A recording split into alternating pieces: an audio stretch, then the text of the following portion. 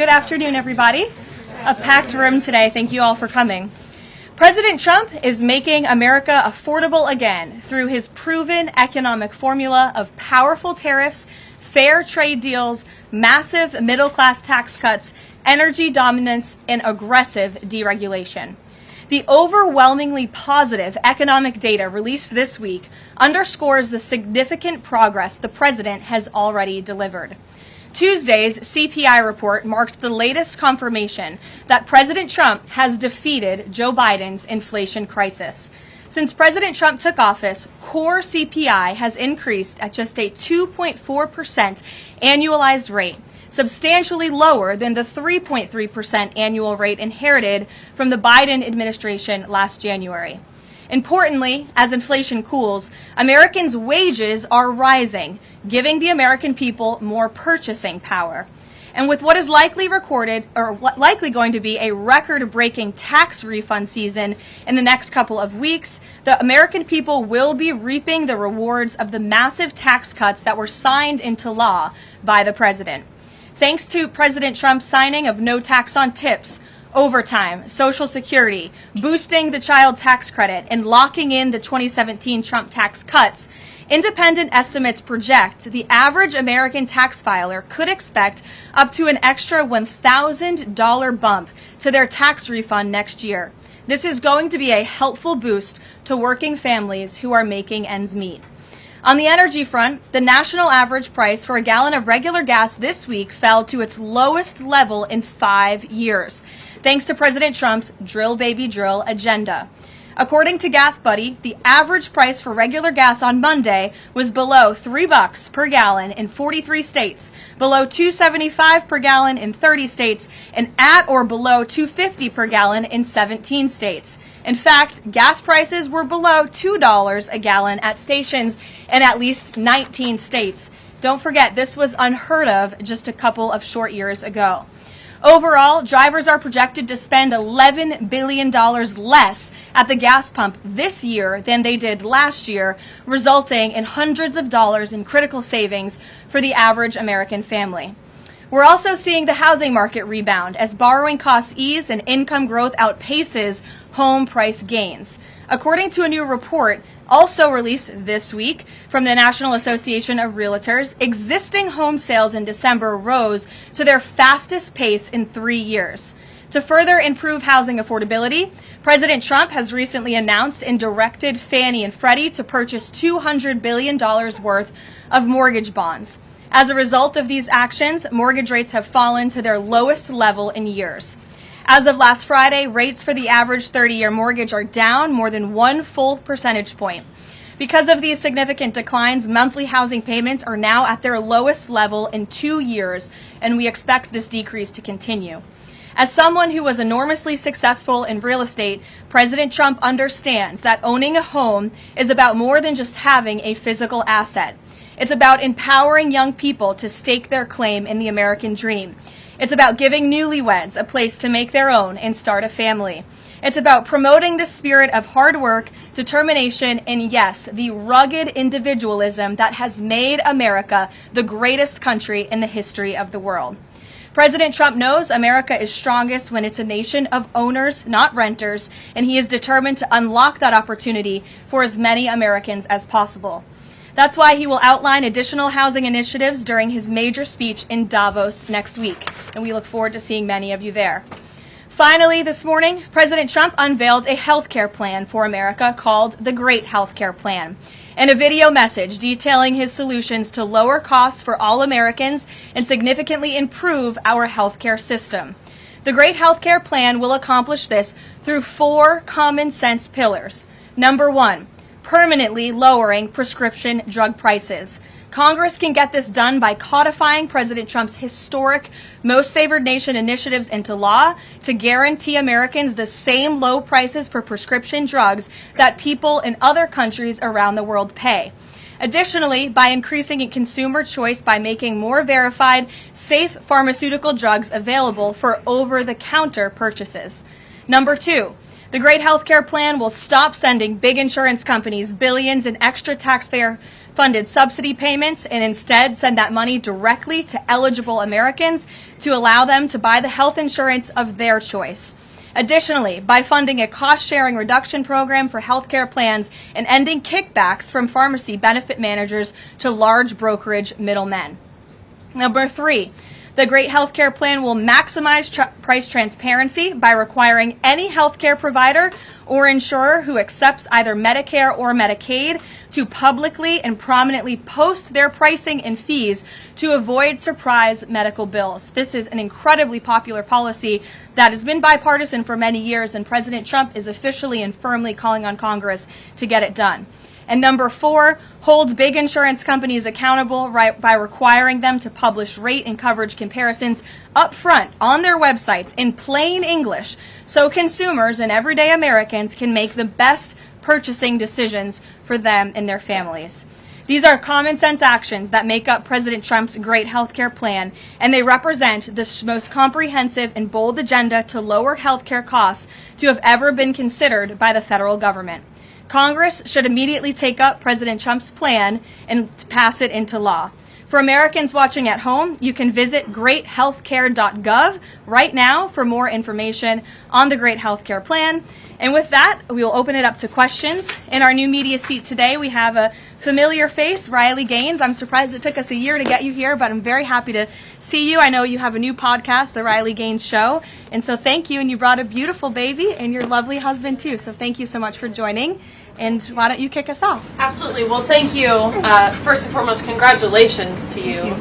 Being a girl mom will change your life in the best way possible. So excited you get to shop all the pink and the frilly and the bows. I was in Washington, D.C. earlier this week for the Supreme Court case. There were 2 arguments that were heard surrounding sex-based rights and if it's constitutional for states to pass laws that ultimately protect those rights for women.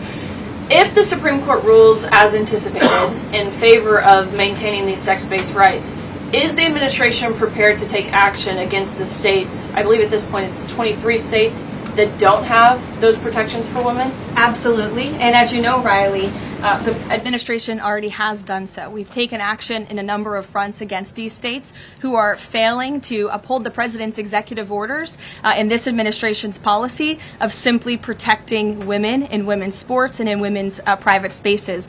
We've gone to the mat with large universities in this country as well to try to fight for what's fair and what's just for women and girls across the country. So I know you were at the arguments. I listened to them myself as a woman and as a former athlete, and I think the president speaks on common sense on this issue, that women's sports and private spaces should be protected, and that there are 2 genders, there are 2 sexes. That is not something we should be afraid to say in this country.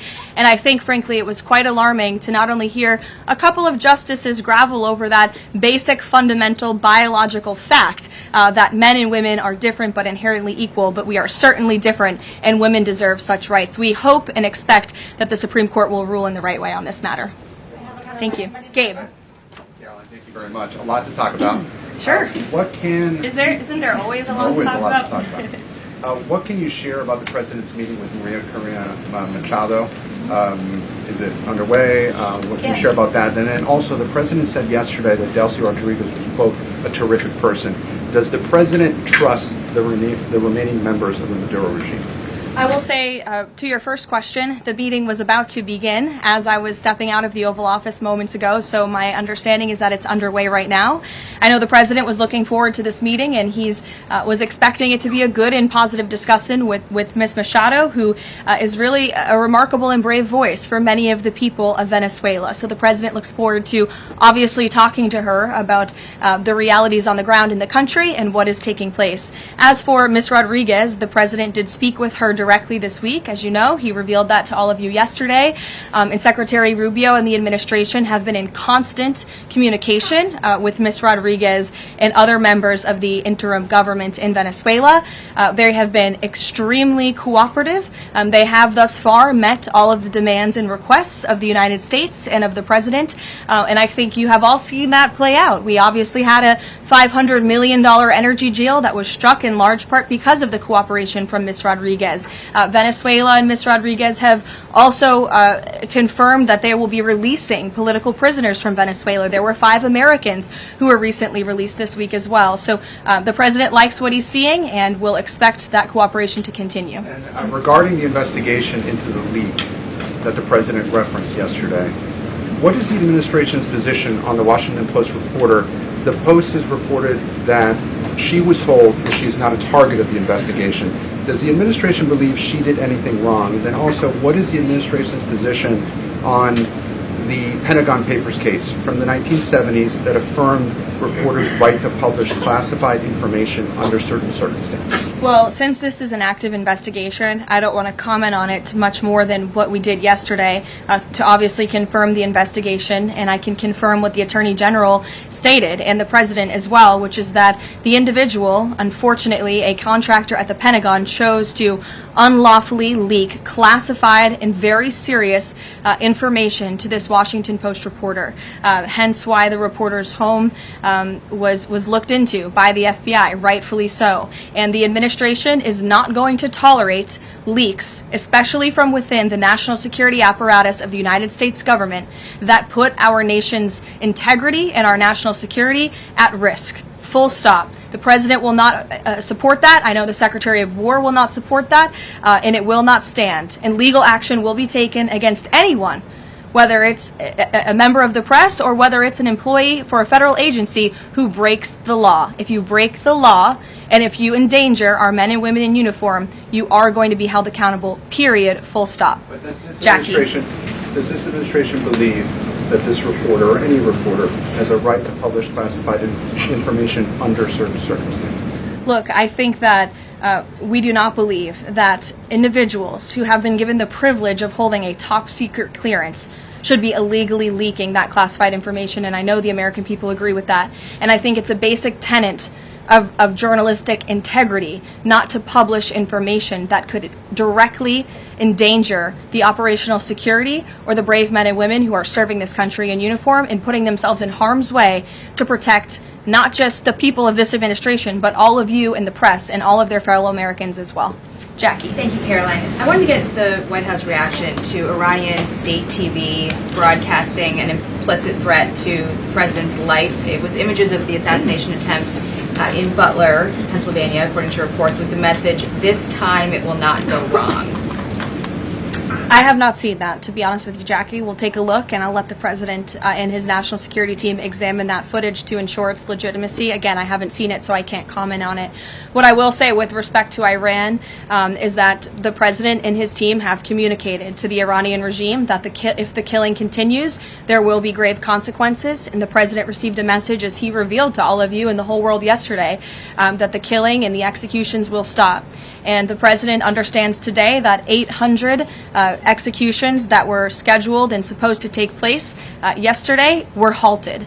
And so the president and his team are closely monitoring this situation, and all options remain on the table for the president. Netanyahu encouraged him against strikes. Look, it's true that the president spoke with Prime Minister Netanyahu, but I would never details about their conversation without giving the expressed approval by the president himself. Ouija. Thank you, Karoline. Is it still the president's assessment that it would be very hard for Ms. Machado to leave Venezuela because he says she lacks the respect and support in that country? And will he raise that with her today? I think the president's assessment that you just pointed out was based on realities on the ground. It was a realistic assessment based on what the president was reading and hearing from his advisors and national security team. And at this moment in time, his opinion on that matter has not changed. He has also said that he would like there to be elections in Venezuela when the time is right. That's right. Do you have any update on when that might be? And is he committed to a transition to democracy for Venezuela? Yes, and he is also committed to hopefully seeing elections in Venezuela one day, but I don't have an updated timetable for you today. Reagan in the back. Thanks, Caroline. I have a question for you on Minnesota and then also Venezuela. Sure. President Trump threatened invoking the Insurrection Act today in Truth Social Post. I'm wondering what his tipping point is. Like, what would it take for him to invoke the Insurrection Act? Look, that's only a question, frankly, Reagan, the president can answer. But the Insurrection Act is a tool at the president's disposal. As you know, it has been used sparingly, but it has been used by previous presidents in American history.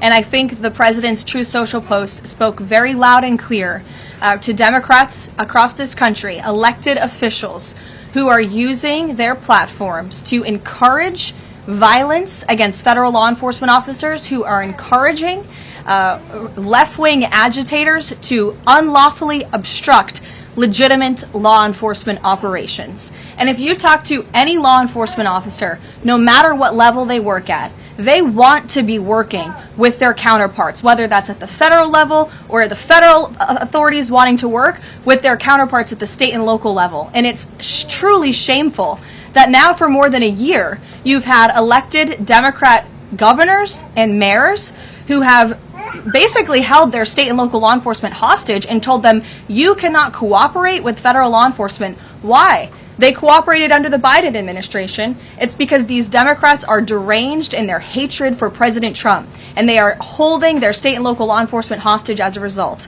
And these Democrat mayors and governors are doing this over what? Over the lawful and legitimate law enforcement operations to remove violent criminals from the streets of Minnesota, from the streets of California, from the streets of New York, and from the streets of every state across this country.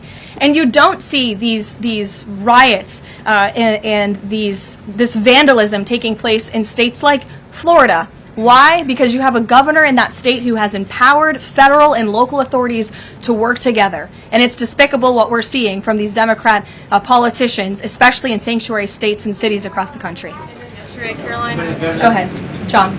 Oh, thank you so much. My question is, President Trump has talked twice in recent days, once at the Kennedy Center and then to Reuters again last night, about canceling the election. Why is he talking about this? I believe you're referring to the president's interview at Reuters last night. I was in that interview. It was a closed-door interview. Obviously, there was not audio or video. The president was simply joking. He was saying, we're doing such a great job. We're doing everything the American people thought.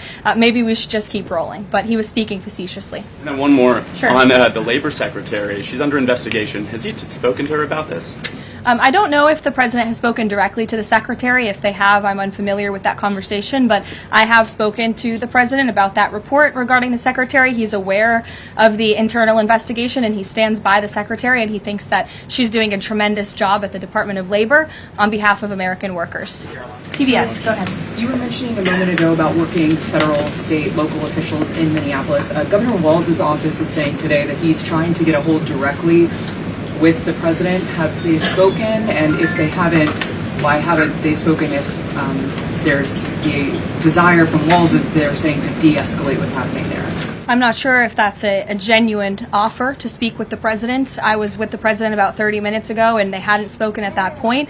Look, the president is always willing to answer the phone when people pick up and call. When there was another tragic shooting many months ago in Governor Walz's state, he spoke directly with the governor. But I would ask that the governor stops inciting the harassment and illegal obstruction of law enforcement in his state.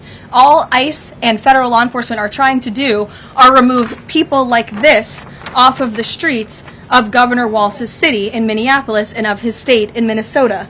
If you look at some of the individuals in this photo, these are all illegal alien criminals who came into our country under the previous administration. This is some of the most disturbing crimes you will ever read about, and there's only a few reporters in this room who will actually talk about these individuals. This is all ICE is trying to do. They are trying to remove people like this from Governor Walz's state. And so yes, he should pick up the phone, and he should say that he will cooperate with this president and with the federal government in making Minnesota safer, because that's all President Trump and his administration want to do. Mary. Thanks, Caroline. The president says he wants money to go directly to Americans so they can buy their own insurance. How exactly would this work? And can the president assure Americans that this will be enough to cover their health care costs? So this is the second principle in the president's health care plan, lowering insurance premiums specifically and ensuring that that money is going directly back to the American people and cutting the kickbacks that then raise those premiums. So this plan, once put into legislative text and passed by Congress and sent to the president's desk, will stop sending big insurance companies billions of an extra taxpayer-funded subsidy payments and instead send that money directly to eligible Americans to allow them to buy the health insurance of their choice through, you may have heard it be referred to as health savings accounts. Whether that ends up being the actual name of such accounts, we'll have to see. Again, Congress and the White House are going to work together to put this plan into action. And then secondly, the Great Healthcare Plan will fund a cost-sharing reduction program for healthcare plans, which will save taxpayers at least $36 billion and reduce the most common Obamacare plan premiums by over 10%, and that's according to the Congressional Budget Office. 20 million Americans in recent weeks have seen their health care costs soar. Can he assure them that if this plan is put in place, that they will be able to cover those costs? If this plan is put in place, every single American who has health care in the United States will see lower costs as a result. They will see more transparency. All of these proposals that are within the Great Healthcare Plan are incredibly popular with the American people, and they will impact everyone, not just a small fraction of those who are within the healthcare marketplace, but every single American will continue to see their costs go down. And I will note that they already are with respect to prescription drug prices. When you look at what the president has done with most favored nations, you've seen these big pharmaceutical companies in the Oval Office saying that this president and his team were nonstop, around the clock, pressuring us and negotiating with us to lower the cost of prescription drugs for Americans. And we are already seeing that to the tune, in some cases, of more than 500%. And that Trump RX website is something that the administration will be formally launching very soon, so Americans will have access to those lower costs of drugs. Josh. Thank you. The president has called on credit card companies to lower the cap rate to 10% effective the 20th next week. If they don't do that, what's his... What'll he do? What's the threat? Well, tariffs? No, I'm just kidding. The president certainly has an expectation, Josh, that the credit card companies will do this, just as he did with the pharmaceutical companies, that they will lower costs for American consumers. I don't have a specific consequence to outline for you, but certainly this is an expectation and, frankly, a demand that the president has made. Can you give us an update on the Fed? Sorry. There was some reporting from, I think, Fox Business that Rick Reeder had an interview this week scheduled. The president's indicated he's already made a selection, or at least he's settling on someone. Where is he in that process, and when can we expect an announcement? Is he still doing interviews? Look, the president is in the same place as you all have been asking about this for many, many weeks.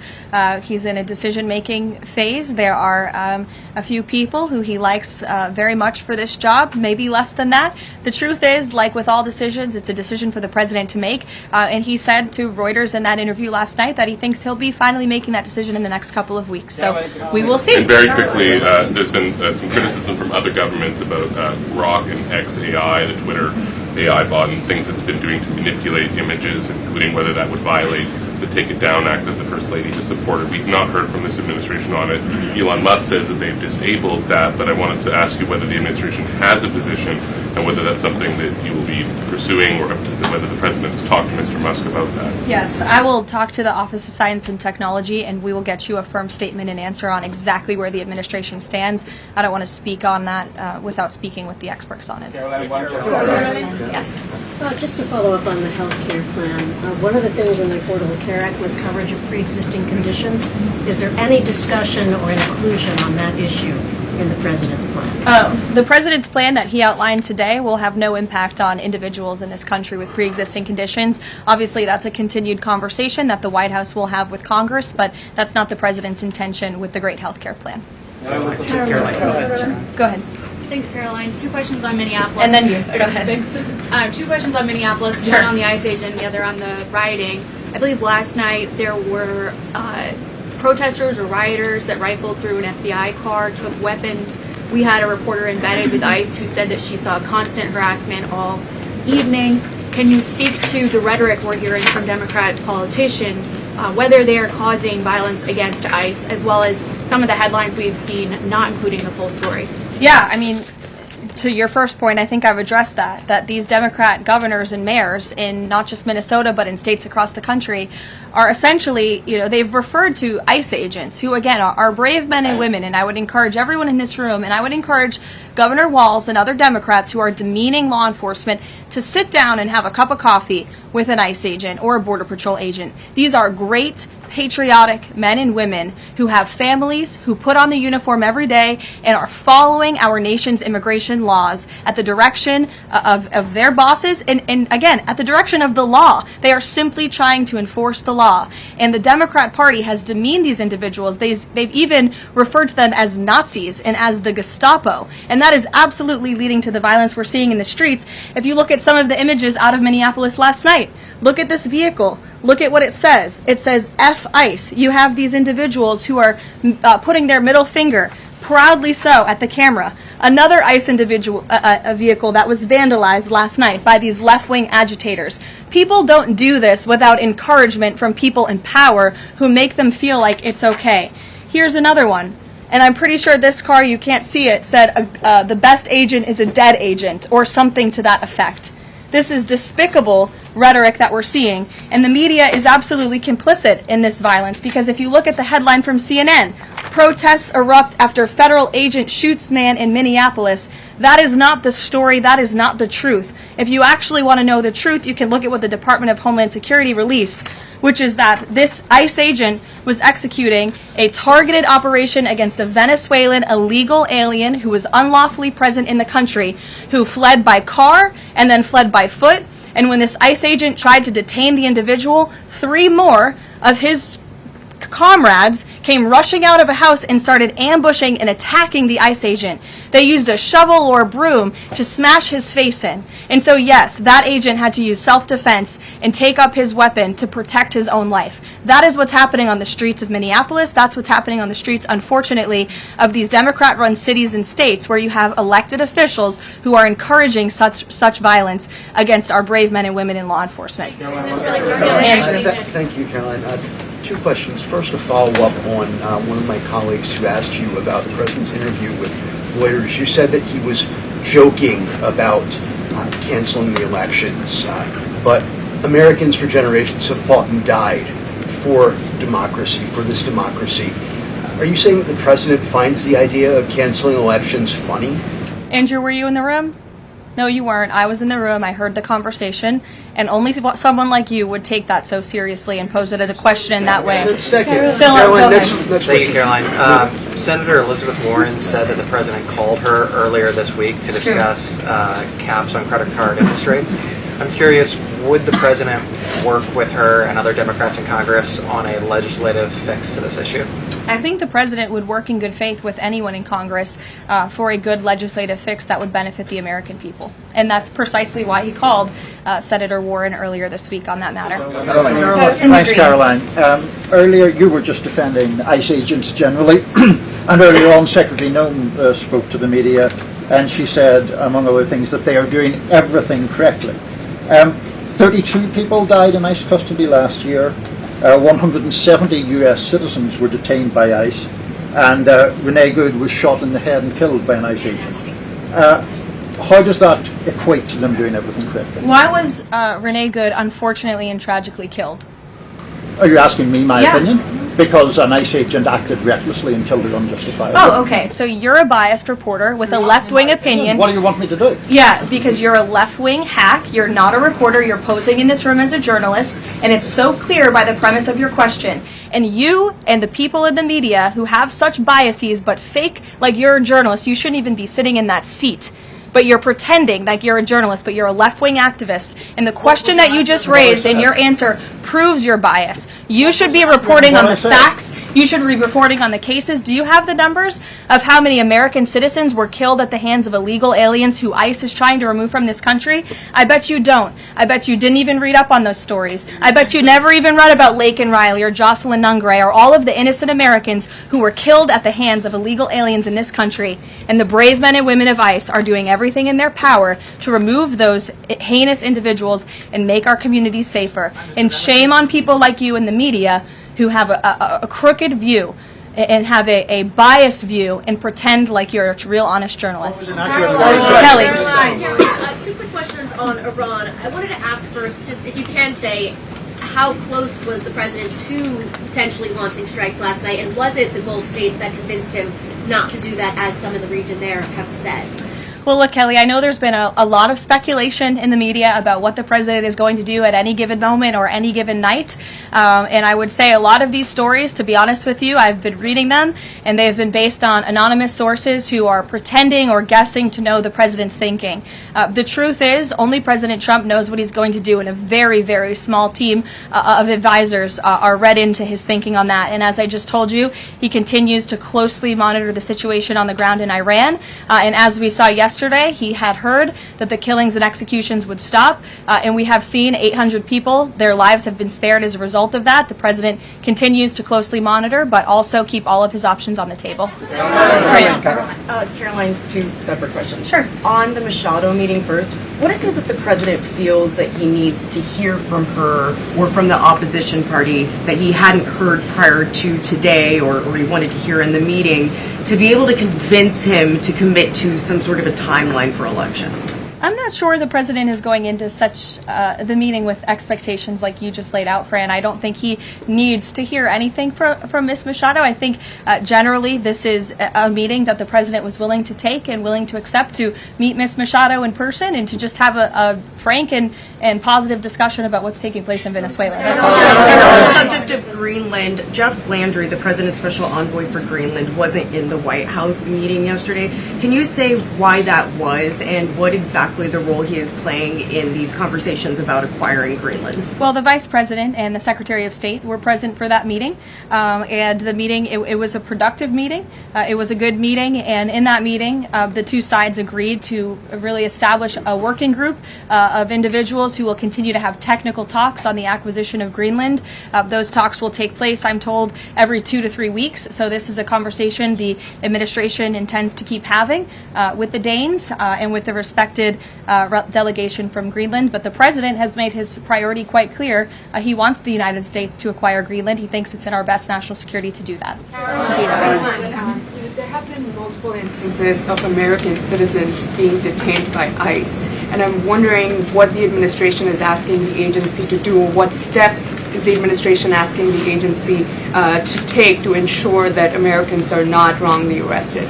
Obviously, ICE is focused on detaining individuals who are unlawfully present in the country. And there have been hundreds of thousands of illegal aliens who have been arrested and detained and deported from this country by ICE over the course of the last year.